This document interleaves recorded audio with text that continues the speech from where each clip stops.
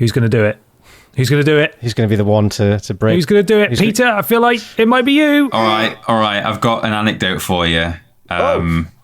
Oh? Yeah, I'm just going to start with an anecdote. It's a good cold open, God. isn't it? It's a lukewarm open. Lovely. Okay. Dip your toes in. I was just having a piss before we started recording. Was it a good one? Good stream? Yeah, it was actually. Yeah, confident.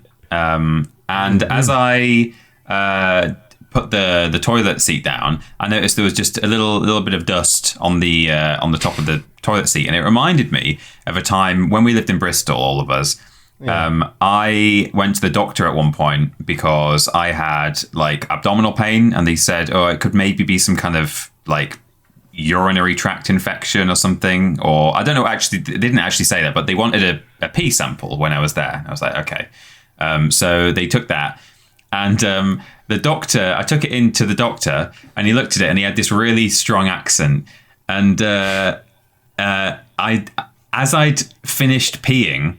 Just as I was about to close the lid, I'd accidentally got a bit of fluff in there from like my boxer's waistband or something. And the doctor looked at it and he was like, right, well, that's a pretty healthy colour. And then he went, although appears to be a spider in there. Have you got knob spiders? Oh my God. And I was knob spiders? Knob spiders? I don't come to my NHS doctor to be accused of having knob spiders. So anyway, I played it cool and I went, no, the knob spiders, they cleared up a couple of weeks ago. And he was like, oh, yeah, all right then, that's good. Did he take it really seriously? No, he could see that it was just a bit of fluff and he was trying to sort of, I think he was trying to, break the ice a bit. Yeah, break the ice by saying, have you got knob spiders? In your tarantula... Hang on, I can do it. In your tarantulandergarments. Yeah, that's it. Jesus Christ. So, yeah, it's official, everyone. I, at least at one point, had knob spiders. Whether I've still got them, I don't know. I'm glad you overcame this affliction. That must have been rough. Make sure you go and get checked for knob spiders, everybody. Yeah. Thank you for sharing that, Peter. You're welcome. Mikey, I think you're going to have to say it. Really? I have to follow up knob spiders with this. Yeah. Everybody, Podiots is changing. Oh, right, yeah. I forgot about that. Sorry. Straight into knob spiders. Knob spiders. Well, I thought it was who's just gonna start, because there's always a bit of a Mexican standoff, isn't there, at the start of a podcast? It's who's gonna go. But yeah, Podiots is changing, everyone. Yeah, it is, but not in a scary way. No, we're just gonna stop doing it. We're not gonna stop doing it. We're not. Promise. We're gonna stick around. There's a couple of changes. The first of which is that we've been doing this podcast for how many years now? It's got to be close to 5 now, right? Maybe, yeah. Oh God, yeah, actually. 5 years. Oh yeah, 2018. We're doing this podcast for 5 years. And in that time, you have submitted some fucking wonderful questions. However, we've hit a bit of an impasse where we're getting a lot of the same questions. It's not your fault. It's not your fault. But I feel like we've divulged almost every part of our personal life now. Well, I just through these questions. Peter has now completed it with knob spiders. That was the final thing you needed for Podiots Bingo. Yeah. Peter submitted his last anecdote. And so we're thinking of maybe changing up the format a little bit. It will remain the same. Everybody brings a thing along to talk about it, etc. However, instead of asking for questions, we would like 3 things from you. We want you to submit weird news stories from your local area, or sort of just strange things you found on the internet from the past 2 weeks, to sort of keep it current. And then we will cover them and discuss them and dissect them. And those will take the place of the questions in the podcast, because we think it will keep things fresh. And while we love talking to you about our lives, and we always will do, we think it's time for a change, a little bit of a change. Yeah, everybody brings a thingette to talk about from home. Yeah. And the things about our lives will still just come up naturally anyway. It's not that we're going to stop talking about our lives and our medical afflictions. They'll still be in there. But from you, we would like those sort of current news stories, or it doesn't have to be news as such. It can just be, the thing that was trending this week on the internet, Did whatever. you guys see this? The latest memes, etc. and so on. Yeah. We just think it'd be a nice way to change things up. a little bit of maybe local news? Because whenever I go hunting for local news, I'm sure you guys do too, you kind of restrict yourself to the local area. But we've got Podiots listeners across the globe. Think of all that untapped, weird little bits of local news. Yeah. What nonsense has been happening in your specific zone? Let us know. We'll flip and talk about it. So yes, from next episode, we'll make it clear in the question post that goes out on Twitter a few days before we record that we want you to submit some stuff to us, some stuff that we can talk about. You'll still be credited as if you submitted a question, but we're going to do that in addition to our things. Try not to submit things that you think are the kind of thing that we would bring as things. So we're talking no Wikipedia articles, and, we'll use our discretion. If one of us is already bringing that thing along as a thing that week, obviously that won't make the cut. But open our eyes to the weird and wonderful shit that happened on the internet in the past 2 weeks, and we'll try it out. Keep it short, sweet, and punchy. A little hit of laughter, and then bam, you're done. It'd be beautiful. Yeah, and you can still send the sorts of things that you think would make a good thing for us to bring along in the usual way. So you can, welcome to, for example, tweet me a Wikipedia article, or tweet, Mikey a fight suggestion or something like that. So they're still fine. But for the user submitted things, we would like these sort of current internet bits of news or local news or other things. We'll put a post out though to give more detail. Yeah. But that's not the only change, is it? Oh my God, you're goddamn tootin'. Soon you'll be able to see our little faces on the YouTube thing. Mm-hmm. Ooh, don't worry, it's not going to change the format of the podcast. We're not suddenly becoming a video show. It's just an extra little bit of niceness for those who watch, because speaking from experience, I hate it when podcasts pivot to video and then make everything about the video. That's not what you want to do here. It's just a little bit of extra luxury for you. You see our smiling faces and me, my face creasing with laughter as Peter describes his trouser spiders. His knob spiders. Knob spiders, that's it. It's his knob spiders, knob yes. Spiders. So we're looking into that as well. Hopefully we'll be able to bring you that soon. But that's still not the only change. Oh my God. There's one final thing, and that is, for the longest time we've recorded on a Tuesday. Yeah. And, we've released on a Tuesday. And that was definitely a convenience that was almost a hangover from working full-time on Vidiots. Like, that was the day that we chose, and it was absolutely fine because we were in the office and so on. But we found that Tuesday is increasingly becoming a hard day to hit because of various commitments that we all have through work or outside of work. And so from next episode, we will be releasing podcasts on Saturdays instead. So that Saturday is Saturday is Podiots Day. Yeah. So the episode after this would be a fortnight on Tuesday normally. That would be the 30th of May. However, that one will now be releasing on Saturday the 3rd of June and then Saturday going forwards. That's partly because I'm on holiday and we haven't got a chance to record, but we're also aware that we've missed a few episodes this week, this year, we've had to push because of busyness and so on. And we think by pivoting to a Saturday release, that will alleviate some of those issues. Still be fortnightly. Still be fortnightly. Saturdays. We're not going away. So we'll have Saturday releases, video coming soon, hopefully, and we want weird internet happenings from you instead of questions. So it is changing, but hopefully in a way that you guys can appreciate is a positive way. We're trying to adapt and evolve, and we want to commit to you guys and keep bringing you Podiots, and we're hoping that this will help ensure that we can go for as long as we can doing this. Has Podiots changed at all in 5 years? Now I think about it, has it just been the same since we started? We've dropped a couple of questions. Yeah, we stealth reduced the question numbers when we started to realise there aren't enough questions, and we never announced it, but people may have noticed. But apart from that, no, not really. Well, Get ready, it's Podiots 2.0 and it's better than ever. Yeah, we hope so. And we thank you in advance for your support and your understanding. Triple Jump podcast listeners will know that we did a similar thing with the question front over there, because it's hard to answer questions for several years and not cover the same ground. So thank you. And we do have one final thing to talk about that's nothing to do with Podiots changing, we promise. Michael Johnson, do you want to talk to them about that?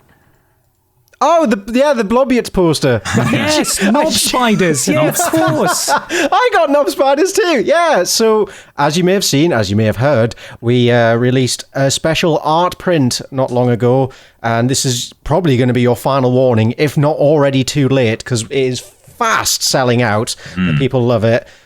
So we highly recommend, if you're interested in it, when you hear this, head over to bit.ly/Blobiots. That's BLOBIOTS, and go see if it's still in stock, because I think we're about 2/3 of the way sold out now, and so we are like very quickly getting into single digits. So go on, have a look. If you treat yourself, how we love.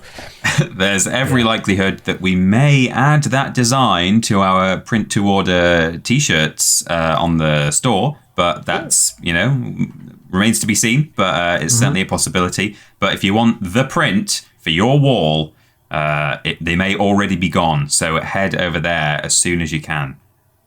100%. We love Ben, you all. did you tweet the announcement thumbnail in the thread? Yeah, I you did. monster. No! Yeah, I did. I'm going to scare the shit out of everyone. Yeah, we love you all. Thank you for all your support, and we'll catch you in the next one. But first, we need to go record this one, I suppose. All right.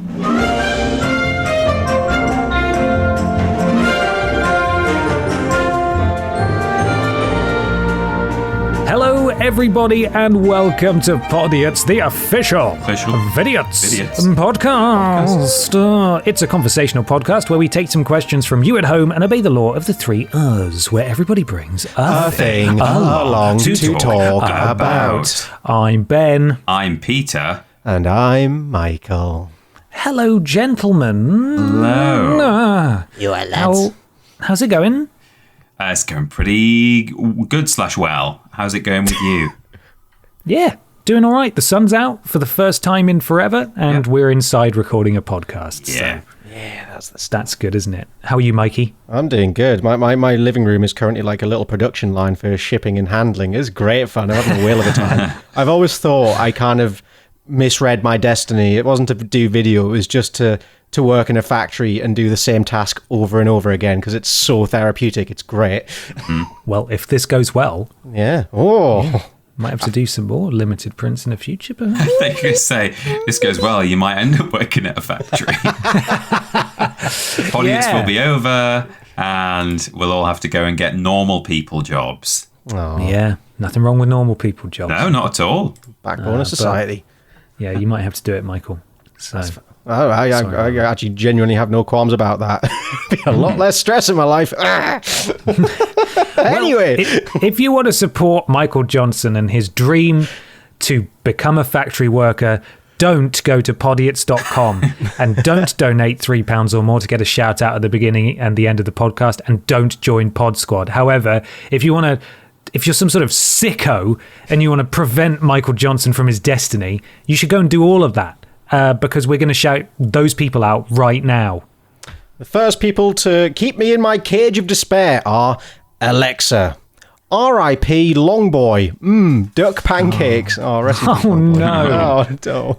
Anonymous, Lord Brotovich, get your pods out for the lads. Freddie Weber paints his balls, thank you. Mr. Blobby got -36 with no hostages this time. Excuse me?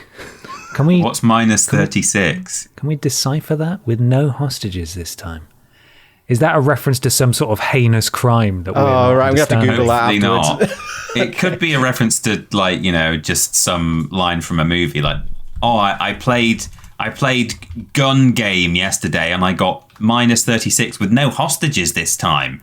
Or it could be, a massacre that took place somewhere. It's one of the two. Yeah. I can't see anything while Googling -36. No, we'll let this one pass. It's obvious again, isn't it? If it's a nasty one, it's no. We don't know everything. Okay. Yeah. We continue with Prince Beefcakes, Stephen Skodes, Ragnar the Mid, and the Generous Pro Trainer, and they say, "I'm back. It's been a long time coming, but I now have a job that pays me enough to have a little left over at the end of the month." Thank you. It's very generous of you. Congratulations, and thank you, Pro Trainer, for that. Many thanks.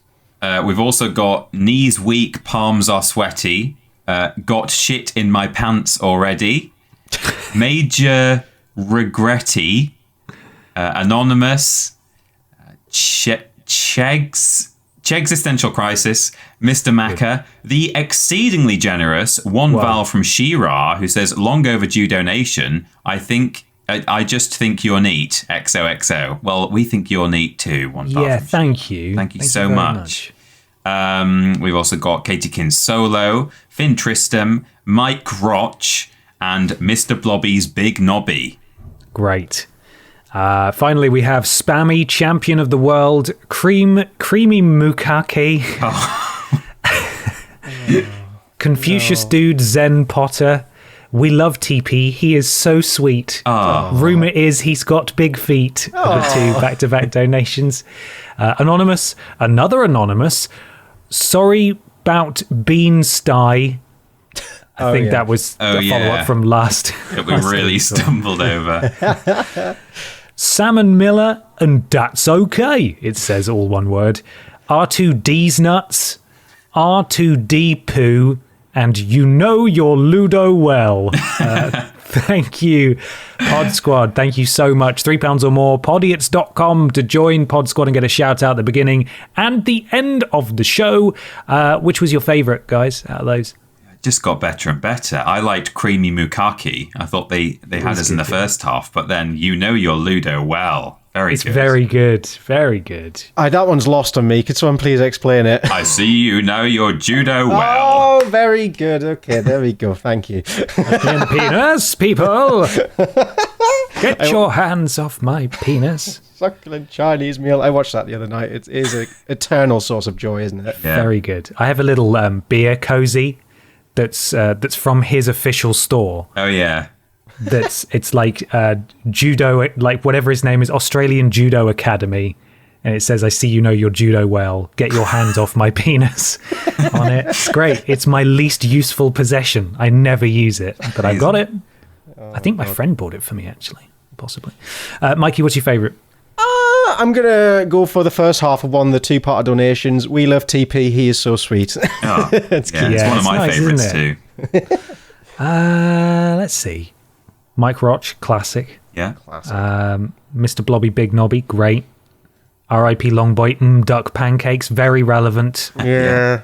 Poor Longboy. For those who don't know, was he a duck at York University? Yeah. Yeah, I think he's an Indian runner duck, right? And he was just really long. You walk around completely upright, his head held high. He will be missed. What a lovely boy. Missing for a long time, and they think it's not good news if he's not around. He's been Uncle Fattied. Oh no, he's been gizmoed, carried away by a longer duck. I'm gonna go for R2D's nuts because D's nuts humor is like that. I like that. That works for me. That's my shit. So they say. There we are. Thank you again, Pod Squad. We love you. Appreciate you. Thank you. Mikey Johnson, you are podcast man. I am podcast man. Would you like a podcast question? Please. Ooh, this one comes from Lexi at SimplyLexi1 on Twitter. They ask, what's the craziest thing you would put on your registry? I think this is in terms of the wedding registry, the gifts that people can buy you.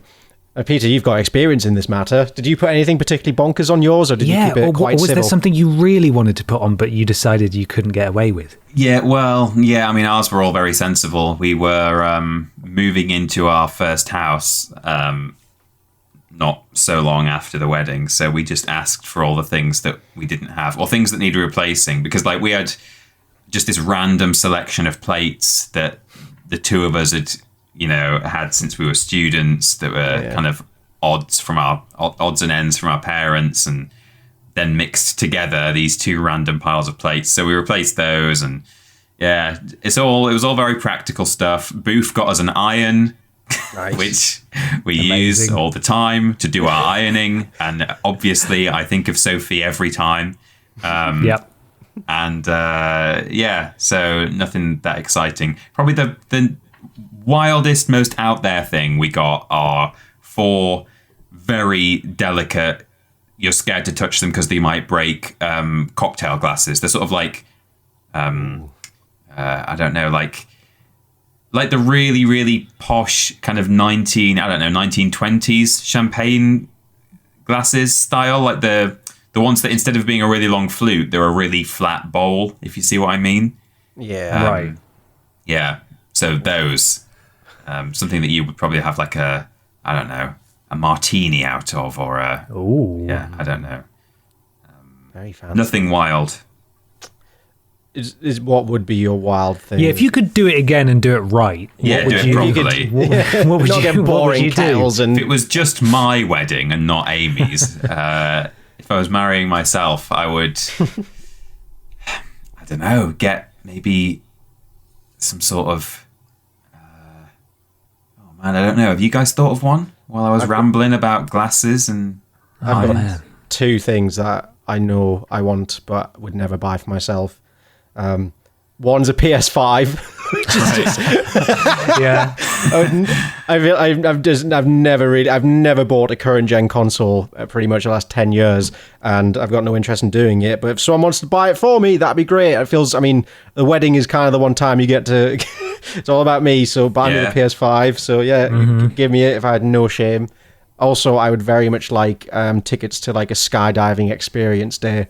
Really? Skydiving? Yeah, or jumping from a big height would be quite fun. I think the fear would stop me from buying it for myself. So Yeah. but if it's presented upon me and given a date, I'm like, well, sure. Then you have to do it. Got to do it, yeah. Yeah.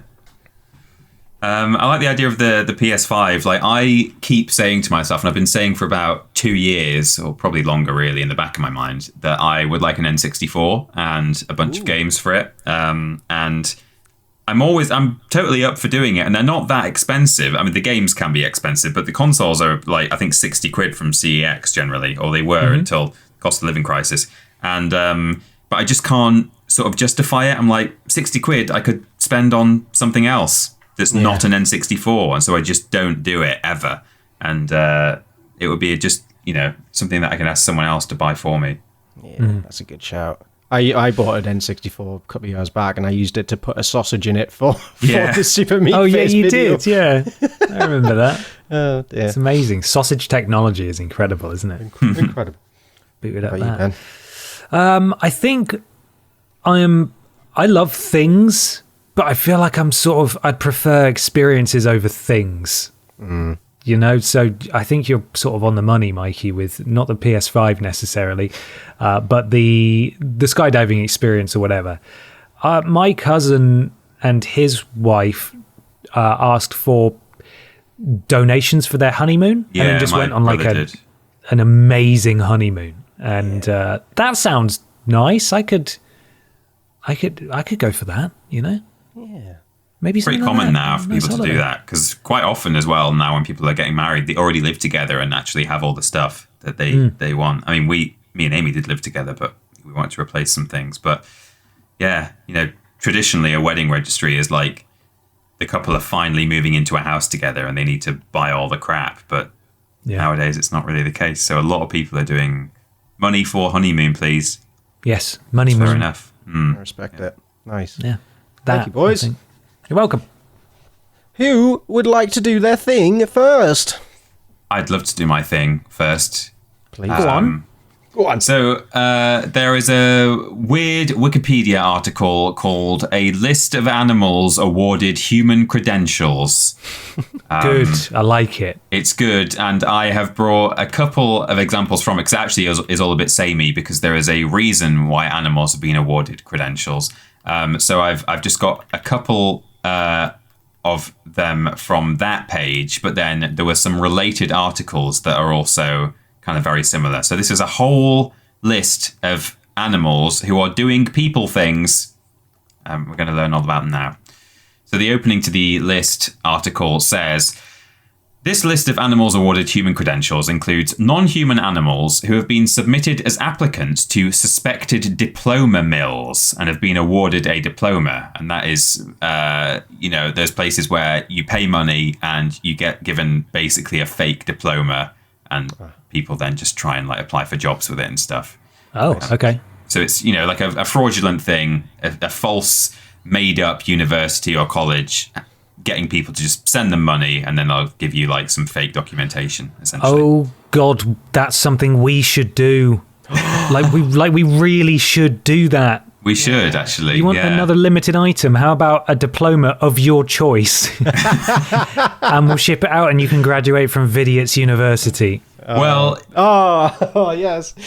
I mean, I like that, but as you'll see, there may be some legal ramifications to do with that. But anyway, on occasion, we could put small print on it. Sorry, we could. Yeah, we could do. We could. Let's do it. We should do it. Let's fucking There must do be it. like a legal way to just do it as a kind of like a joke shop item sort of thing. There must be a way. I'm not paying for legal advice though, so No. Just take a punt. On occasion, they have been admitted and granted a degree as reported in reliable sources. Animals are often used as a device to clearly demonstrate the lax standards or fraudulent activities of the awarding institutions. In at least one case, a cat's degree helped lead to a successful fraud prosecution against the institution that had issued it. Also, Do we on know occasion, the cat's name? Yes, I think it's the first one we're going to deal with today. Yes. Also, on occasion, accredited institutions award mock degrees to animals for humorous purposes. So that's like legit unis just doing it for a joke. For example, UNSW awarded a doctorate, and then it says in parentheses, not doctorate, just to make it clear, to a dog. Such cases are not included below. This is serious. It's not humorous, this list. Okay, Serious sorry, business. very serious. Yeah. Yeah, except the ones that I've tacked onto the end are kind of more jokey. But anyway, here we go. Colby Nolan was a house cat who was awarded an MBA in 2004 by Trinity Southern University, a Dallas-based diploma mill, sparking a fraud lawsuit by the Pennsylvania Attorney General's office. Colby Nolan lived with a deputy attorney general at the time. In looking to expose Trinity Southern University for fraud, undercover agents had the then 6-year-old feline obtain a bachelor's degree in business administration for $299. On the animal's application, the agents claimed that the cat had they didn't say cat, I don't think. The whole point is that they just put a name, and these places aren't doing their due diligence. But they claimed that the cat had previously taken courses at a community college, worked at a fast food restaurant, babysat, and maintained a newspaper route. Wow, amazing. An industrious boy. In response, the institution informed Colby that, due to the job experience listed on his application, he was eligible for an executive MBA, which he could obtain for an additional $100. The transcript submitted by the agents claimed that Colby had a GPA of 3.5. I don't know what that means. I think a perfect one is 4, but that's all I can glean from popular culture. Right. Okay. Upon learning that the cat received the degree, Pennsylvania Attorney General Jerry Papert filed a lawsuit against Trinity Southern University. In the lawsuit, Papert directed the diploma mill, which had used email spam to sell degrees, to provide restitution to anyone who had ordered a degree from them. In December 2004, the Texas Attorney General obtained a temporary restraining order. Is there anything else about cats in this one? No, that's it. There's no more cat stuff. Basically, one cat degree. Basically, they got massively fined and in big Felined. trouble. Sorry. They did, yes. And the website has been offline since 2005. So that's the first one, Colby Nolan, the cat, with an MBA. Nice. We've also got George. In 2009, George, a cat owned by Chris Jackson, presenter of the BBC show Inside Out Northeastern Cumbria, was registered as a hypnotherapist after his owner created a fake certificate from a non-existing institution and used it to register with 3 professional organisations: the British Board of Neurolinguistic Programming, the United Fellowship of Hypnotherapists, and the Professional Hypnotherapy Practitioner Association. So there you go. Again, these things are done to prove that people aren't doing what they should be doing and doing the right checks. And I'm waiting for a Tiddles to come up or something. We had Colby, we've had George. Where's the cat? Professor Tiddles. Yeah. Well, here we go. No, it's not Tiddles. It's, I mean, I would say better. It might depend on whether you're a cat or dog person. But in 2009, Dr. Ben Mays, a veterinarian in Clinton, Arkansas, obtained a degree in theriogenealogy and animal reproduction from Belford University on behalf of an English bulldog named Max Sniffingwell. Yes. Okay, good. Yeah, okay, I'm sold. The application included his work as a reproductive specialist, noting his natural ability in theriogenealogy and experimental work with felines. and his understanding of the merits of specialization, despite a desire to do them all, apparently. Wow. Okay. He obtained a diploma, a transcript, and a letter of recommendation upon receipt of a payment of $549 to the university, but declined an offer to be made an honours graduate for an additional $75. Fair. In 2021, environmentalist George Monbiot registered his childhood goldfish as a waste disposer in the United Kingdom. And then, so those were just a few from the list on Wikipedia of false credentials for animals, because they were all very similar stories, just different names, but they were all cats and dogs and one goldfish. But I've got a couple more here of animals doing interesting things.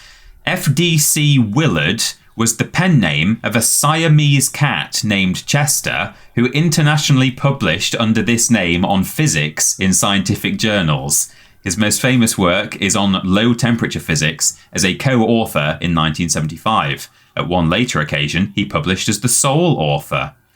Here's some context. In 1975, the American physicist and mathematician Jack H. Hetherington of Michigan State University wanted to publish some of his research results in the field of low-temperature physics in the scientific journal Physics Review Letters.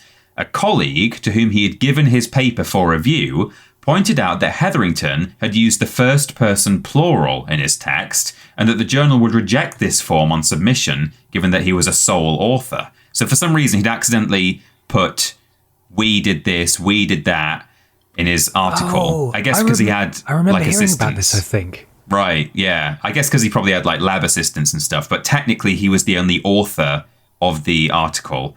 And they said, you're going to get rejected if you do that on a technicality, and you're going to have to rewrite it. But rather than, I'm back on the article now, rather than take the time to retype the article to use singular form or to bring in a co-author, Hetherington decided to just invent one. He had a Siamese cat named Chester who had been sired by a Siamese cat named Willard. Fearing that colleagues might recognize his pet's name, he thought it better to use the pet's initials, and therefore FDC Willard was named as a co-author on his low-temperature physics paper. That's great. Yeah. Just a couple more short ones here. In 1938, Kenneth Simmons entered Boston Curtis, a brown mule, as a candidate for a Republican precinct seat in Milton, Washington. And in 1938, it won 51-0. Simmons stated he had done this to demonstrate that many people vote without considering who they are actually voting for. So again, kind of trying to prove a point there.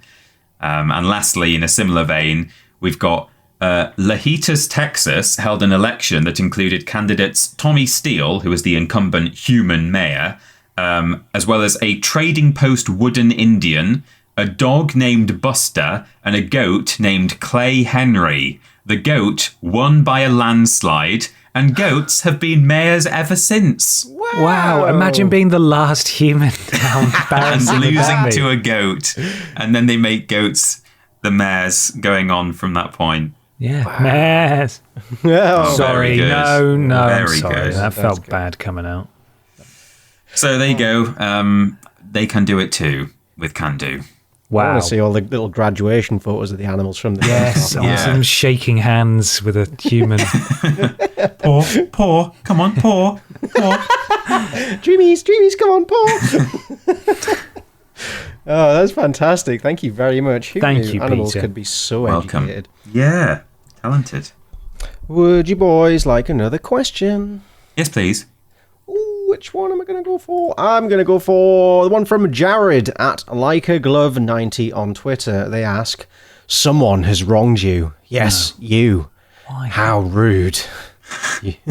You have the ability to change one minor thing in their life every day as revenge. They'll never know it's you, but do you hide their keys daily? Make their daily coffee room temperature constantly?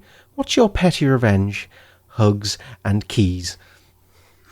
I think for mine for this one, I think I'm a man who enjoys my hot water to be hot and my cold water to be very cold. And if like those both got nudged together by like a couple of degrees. So like my cold water was just kind of like barely tepid. It was just like, cold water has the best taste. Obviously, it's the best water. Yeah. And yeah, hot water, just enough. Like it's warm, but it's very quickly going to lose its residual heat. Like say you're doing the washing up, it's all cold again. Trying to run a bath. Oh nope, it's not held its heat on. That would drive me mad. That would absolutely do me in. Yeah, I like it. Or like maybe just like cut out internet for 5 minutes a day every day at like a random interval. And yeah, that would be bad. I get irrationally angry when my internet goes down. It's just I can't do anything else but try and fix the internet. So yeah, that would kill me. Anyone who's planning to screw up my day, I've just given you a few very good suggestions. That's how you do Please it. don't. I, in light of what we sometimes had to deal with when emulating video games at Vidiots, I would have electronic devices always start up in a foreign language.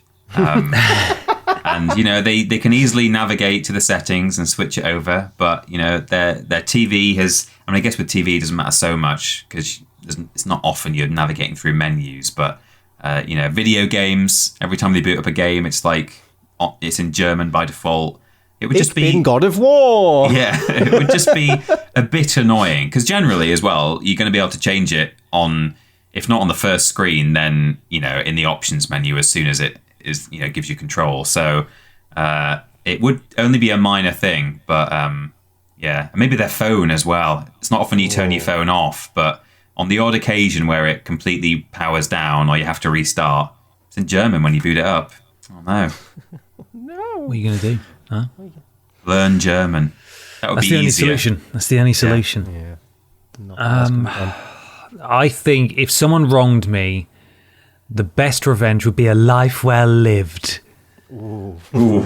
I just get my revenge on them by having a lovely time, and they can't do anything. No. However, my actual answer would be to sneak into their house at night and turn off random fuses in the fuse box. So like, why is the fridge gone off? Everything else is fine. I don't understand. Why don't these plugs work? Why doesn't this light work, but all the other lights do? And then they'll think, it's the fuse box, maybe. And they'll go in there and see some of the fuses are off, and then they'll start doubting their wiring. They might have to pay for an electrician. And then when they get the all clear, you know what I'll do? I'll fucking do it again. I'll go in Do it again. flip off different ones. Like, yeah, you're going fucking mad, aren't you? Oh my god, yeah, that's good. That's very good. I mean, making the fridge turn off alone. Yeah, turning off their fridge over and over again is bad. The It's bad freezer. enough. Absolutely dastardly. Yeah, Oh, that would be like, bad. there's so many times I've had to defrost our fridge, and it is just rage inducing. So yeah, like, you bastard is all. Funky smell that. Funny smell, then. That's what I'd do.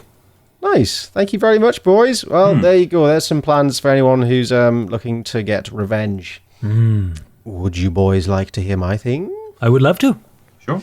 So I want to tell a little tale today, but a tale that goes back many years of a cryptid that exists in the southwest of England. Oh. Ooh. But this isn't your usual spooky oddity, for this is the Somerset gimp. No. No. No. So he's been a bit of a local legend for, I think, 4 years or so now. When I say local legend, I mean a total bloody nuisance. I'm going to preface this by saying I'm very sex positive. I've got nothing against the gimps, but this one's a right git, all right? So it's a cryptid that's real. Yes, it's an actual real life man. It's yes, Okay. there's been sightings, there's been interactions, and you'll find out all about him. But yes, nothing against the gimps, but this one is a bit of a bastard man. Mikey, it sounds like you have something against the gimps, you know? Why do you hate the gimps? I just want to talk about this one really bad gimp, all right? That's an example for the rest of them. Hashtag Yeah, sorry, not that's- all gimps. No gimps. That's one thing we should have mentioned in the intro. The one other thing we're changing is the podcast is now going to be called Fuck Gimps. Fuck gimps. Yeah. Sing it with me. Fuck gimps. Fuck gimps. No. Okay. So one of the earliest stories I could find from about this being dates back to the 15th of July 2019. You could just say the 1500s. Yeah, the 1500s.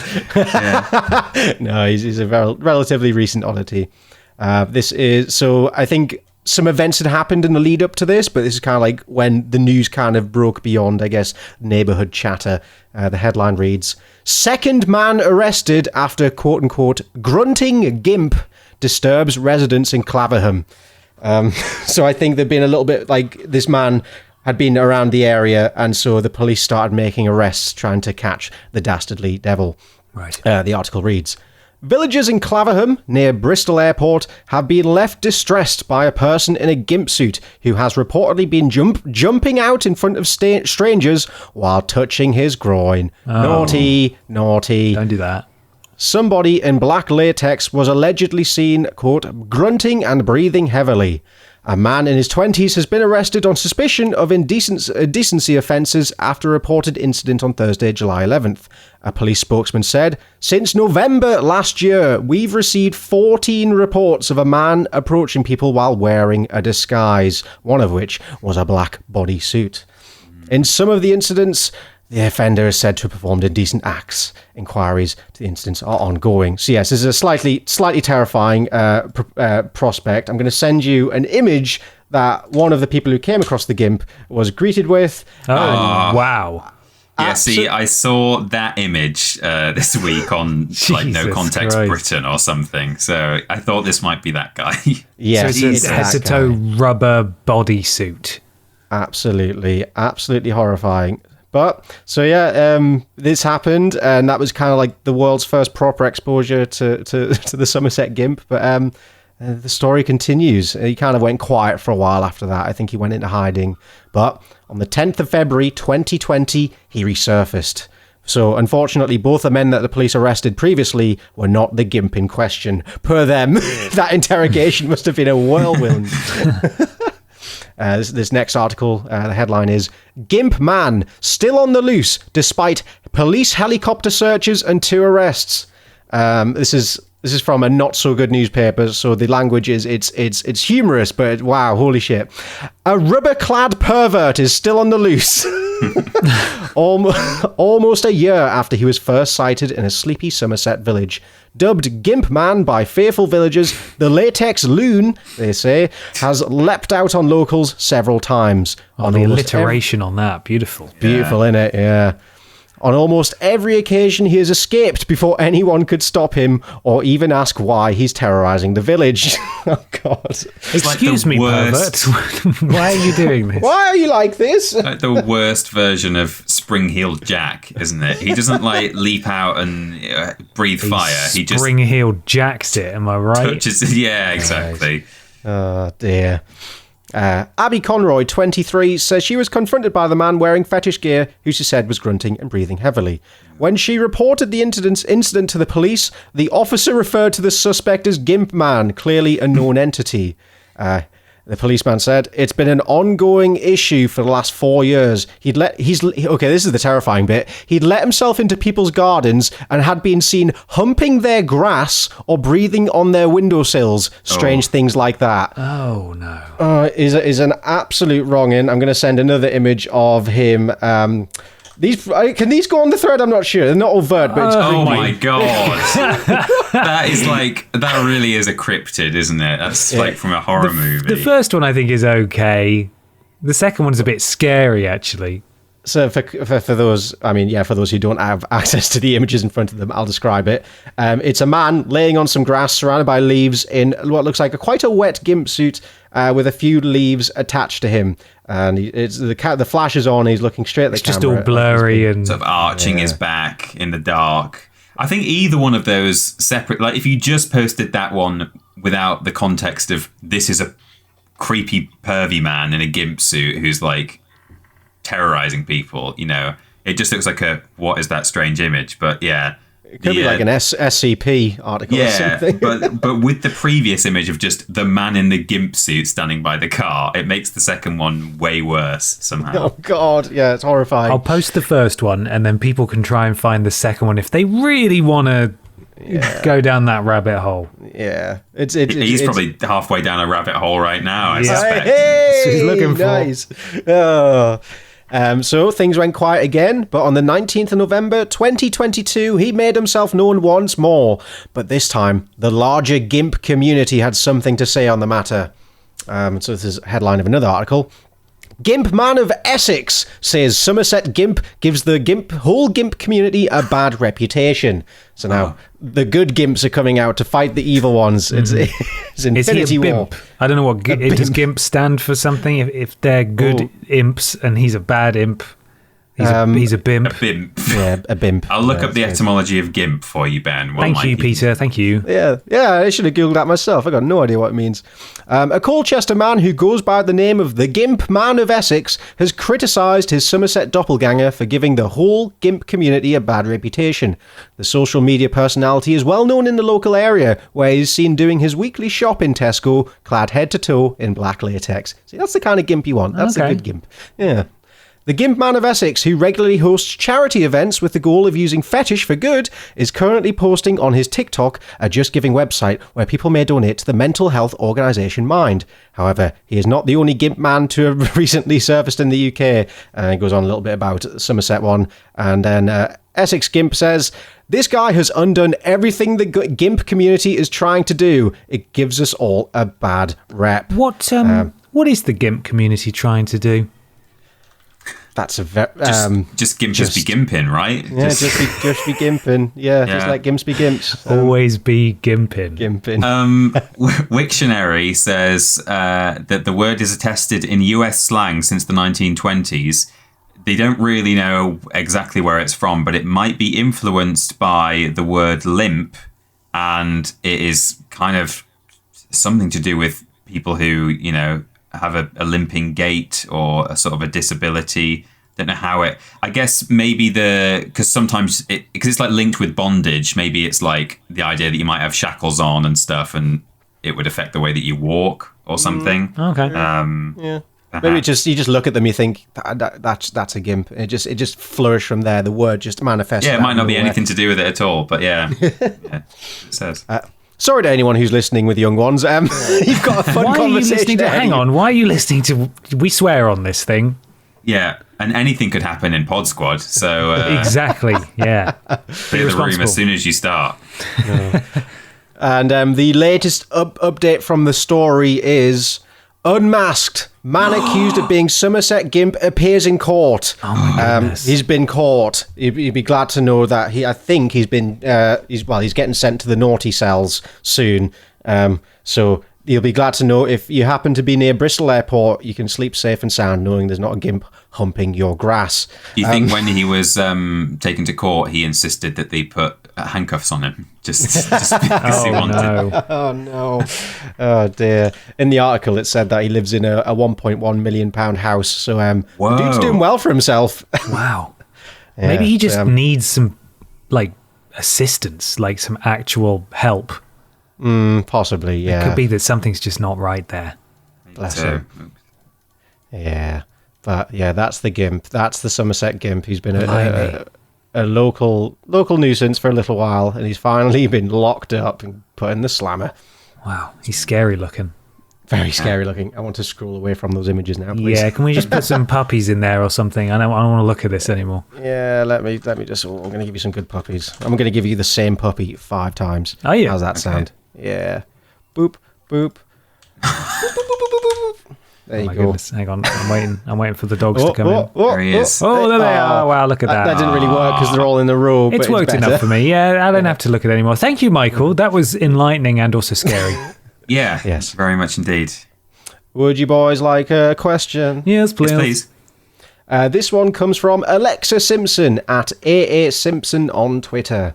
They want to know, if you could now only ever use one form of non-standard transport, what would that be? A hovercraft suspended from some sort of drone swarm? Roller skates with tiny engines in them?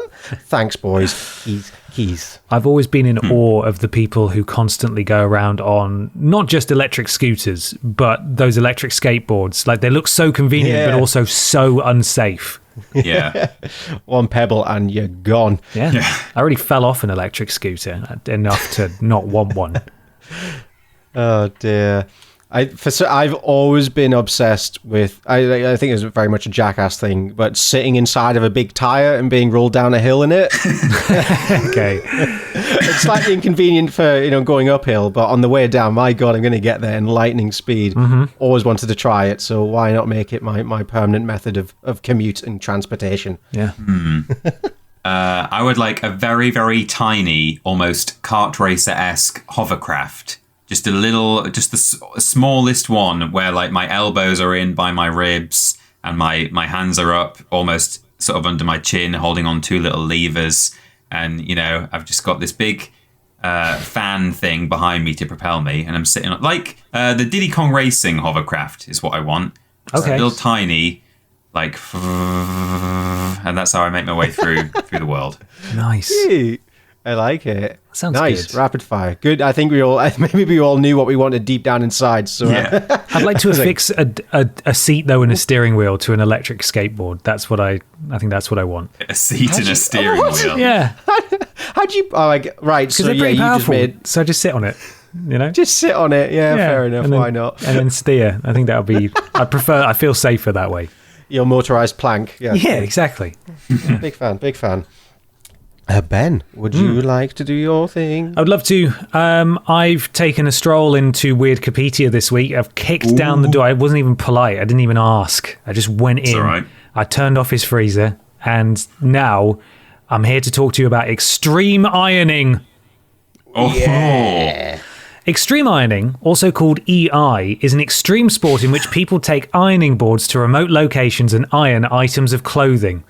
According to the Extreme Ironing Bureau, extreme ironing is the latest danger sport that combines the thrills of an extreme outdoor activity with the satisfaction of a well-pressed shirt. Part of the attraction and interest in the media has shown towards extreme ironing seems to centre on the issue of whether it is really a sport or not. It is widely considered to be tongue-in-cheek. Some locations where such performances have taken place include a mountainside or a difficult climb, a forest, in a canoe, while skiing or snowboarding, on top of large bronze statues, in the middle of a street, underwater, in the middle of the M1 motorway, in a Keirin cycle race, while parachuting, and under the ice sheet of a frozen lake. The performances have been conducted solo or by groups. Would you like to see an example of extreme ironing? There we are. Please. Wow. I'm intrigued as to how they do ironing underwater without dying. Because surely it's an electrical appliance, for one thing. Got a photo for you. I feel like, quite frankly, in this instance, they're just running an unplugged iron over the top of an ironing board they've taken down. There's nothing there. There's no shirt. They're not really ironing anything at all, are they? Really? For the people at home, the first image is a man upon a big rock. And at the tippy top, he's doing a little bit of ironing. How cute. Yes. That is Rivelin Needle and Rivelin Rocks in the United Kingdom, that one. I was going to say, it looks like the UK. Extreme ironing was invented in 1997 in Leicester, England, by resident Phil Shaw in his back garden. I don't think it's that extreme, is it? You're just ironing in your garden. Shaw came home from what he recalls as a hard day in a Leicester knitwear factory. Shaw had a number of chores to do, including ironing. Preferring the idea of an evening out rock climbing, he decided to combine the two activities into a new extreme sport. In June 1999, Shaw, who uses the nickname Steam, embarked on an international tour to promote the activity. The stops included the United States, Fiji, New Zealand, Australia, and South Africa. An encounter with German tourists in New Zealand led to the formation of a group called Extreme Ironing International and the German Extreme Ironing Section, or GEIS. This has yet to popularise in North America, it says, in a single sentence. As extreme ironing has branched off, the conditions can gain in extreme activity. For example, a branch of ironing has been developed that includes both bungee jumping and well-pressed clothing. Bungee ironing is what some would call the ultimate in the thrill of extreme ironing. The sport gained international attention in 2003 after a documentary entitled Extreme Ironing, Pressing for Victory was produced by Britain's Channel 4 by WAG TV. The programme followed the British team's efforts and eventual bronze and gold placings in the first Extreme Ironing World Championships in Germany. A side story looked at the rivalry between the EIB, Extreme Ironing Bureau, and a breakaway group called Urban Housework, who were trying to establish their own extreme sport based around vacuum cleaning. The film later aired on the National Geographic Channel. Does that mean it's on Disney Plus, do you think? I hope so. We need to try and find that. It's a fairly long article, but this is a real roller coaster. Do you mind if I keep going? Go for it. Yes, please. In 2003, John Roberts and Ben Gibbons from Cheltenham, Gloucestershire, and Christopher Allen Jowsey, and in brackets it says Boots, which I assume may be his name, from Newcastle, Whitley Bay, ironed a Union Jack just above Everest Base Camp. This is believed to be the world altitude record for the sport. The reported height was 5,440 meters above sea level. In 2003, the Rowenta Trophy was run... What is hang on, what is that? I don't know what the Rowenta Trophy is. Was won by a group from South Africa by ironing across a gorge at the Wolfberg Cracks. In 2004, the EIB travelled to the US on the Rowenta Tour to recruit additional ironists, it says, and ironed at Mount Rushmore, New York City, Boston, and Devil's Tower. These are just various feats, I think, here. This is the experience day that you could have put on your registry, Mikey. Yeah. Skydiving while ironing. Yeah, let's go. All right, I'm going to get married now just to have this gift. If you did, Mikey, you could be like Jason Blair, who in April of 2011 was filmed ironing on the M1 motorway in London, UK, a section of which had been closed following a fire. It's not so extreme then, is it? Oh, okay. That sounded extreme, but yeah. In 2012, did he cause the fire? Yeah, maybe, yeah. I left it on me socks. In 2012, though, extreme ironing pioneer Steam came out of retirement to take on a new challenge and run the Hastings Half Marathon in March, wearing an ironing board, pressing garments on the way. Incredible. Right. So it does... Okay, so we have a bit of clarification about ironing underwater here. Okay. On the 16th of June 2018, a freediver, Roland Piccoli, ironed a t-shirt at a depth of 42 meters in the world's deepest pool in Montegrotto Terme, Italy. And then it concludes with extreme ironing has inspired other forms of unusual extreme activity, such as extreme cello playing. And there's a Wikipedia article about that as well, which we will look at another day, I'm sure. The activity, apparently there's a section here called In Popular Culture. The activity rose high enough in the zeitgeist to land an appearance on the long-running soap opera EastEnders. The 2nd of August 2004 episode featured a reference to the then-current altitude record holders, the Hot Plate Brothers.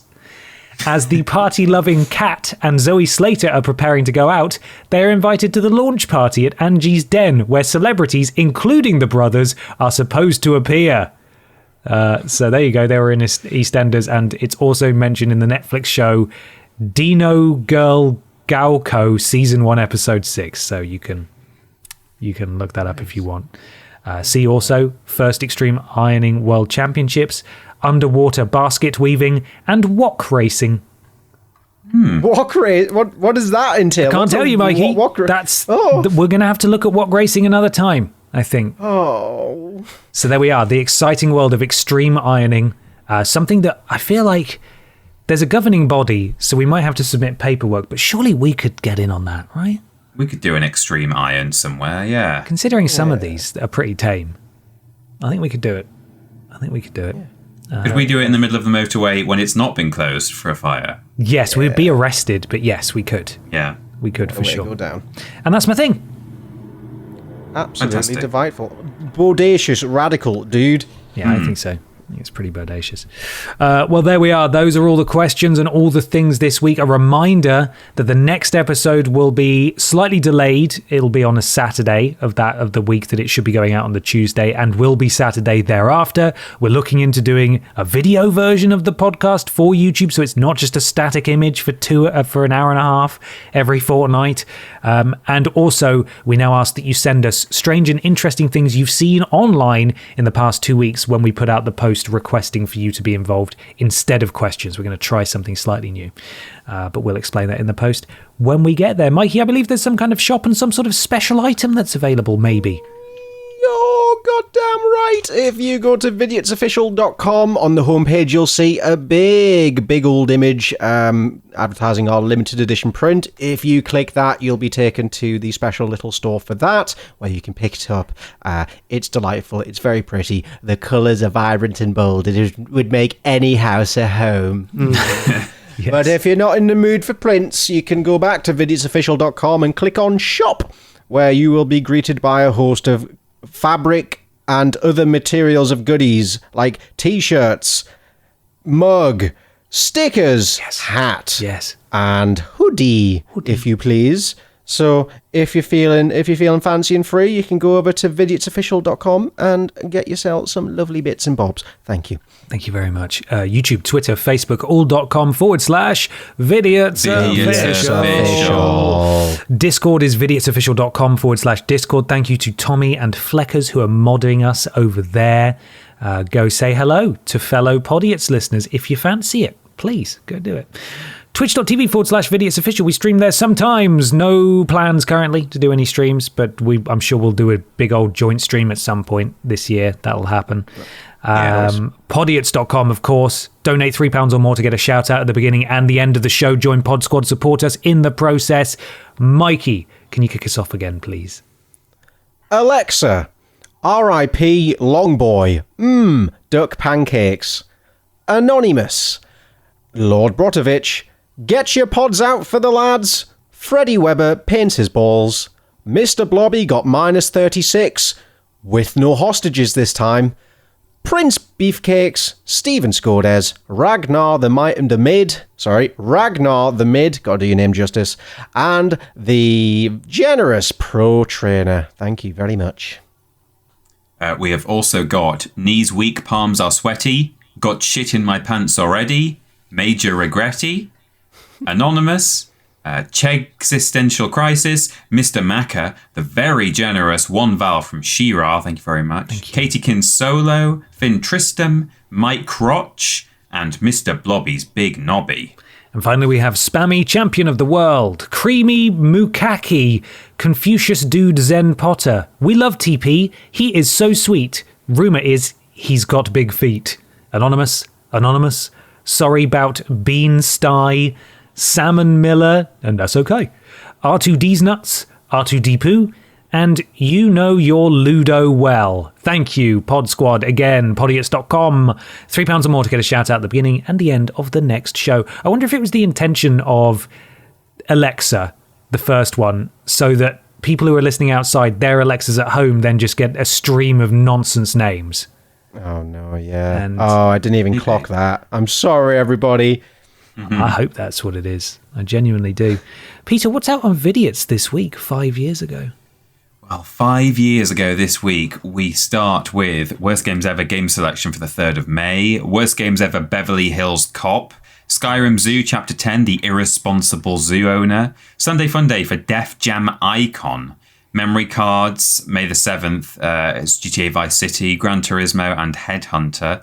Post some tap number 12, Pikachu, We Choose You.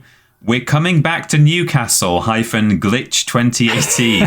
What is it? No, what is it? The Skyrim Grinch Challenge for Piece of Cake. We've also got Worst Cooking Ever, the official Worst Games Ever meal. Fantastic. Skyrim Zoo Chapter 11, The Rabbit Apocalypse Cometh. Sunday Fun Day, PlayStation All-Stars Battle Royale. We've got memory cards for May the 14th, which includes Crazy Taxi, Metro Last Light, and Final Fantasy 11. Podiots Episode 6, A Took. And we're going up to the 17th, 16th. So lastly, post some tat number 13, The Music Man Cometh. Amazing. What a load of content. Go watch it now on the Vidiots YouTube channel. Relive the glory year. Well, the glory, the glory 8 months, really, wasn't it? But go relive it. Yeah. Go on, go have some fun. Mikey, where are you on the internet? At Parrotboy on Twitter. Let me do that in a not high-pitched voice. Jeez. At Powerboy on Twitter. I nearly did it again. I had to restrain myself. At Powerboy on Twitter. At Powerboy on Twitter. I've said it 5 times now. Go check it out where you can find... I don't know what's on there anymore. Just go look at it. There's probably some good things in my likes. Have a scroll through. Enjoy. Yes. And where are we on the internet, Peter? At that Peter Austin and at confused_dude on Twitter. And you can also catch both of us at Team Triple Jump on Twitter and Facebook, but more importantly on YouTube and Twitch, where we're doing videos and live streams all the bloody time, and all sorts of gaming-related stuff. There you go. Yeah. Nice. Do it. Why not leave us a 5-star review on your platform of choice? That costs nothing, and it's free. Those are 2 different things. Yeah, that's right. I'll say it again. It costs nothing, and it's free, and it won't cost you a penny. And it will help something to do. And no charge. But fees do apply. And it helps something to do with Al Gore's rhythms. Yeah? Go leave a 5-star review. Go on, go and do it. I know you've been kicking your heels. I don't leave any bloody reviews for the podcasts I listen to. Who can be fucked with that? I'm asking you kindly to go and do it. Please. Please, really. And also tell a friend. Please tell a fucking friend, will you? Tell your friends. Tell a friend. Bringing that back. Right. Anyone got a favourite question? Not a favourite question. A question before we bugger off. What do you think about the fact that Podiots is changing?